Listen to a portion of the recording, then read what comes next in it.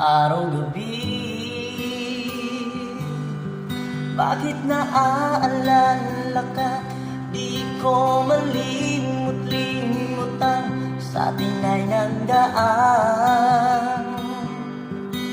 Kung nagtatampo ka, kailangan ba ganyan? Hindi ng dahilan na ako ay pagbigyan. Kailangan ko ang tunay na pag-ibig mo, dahil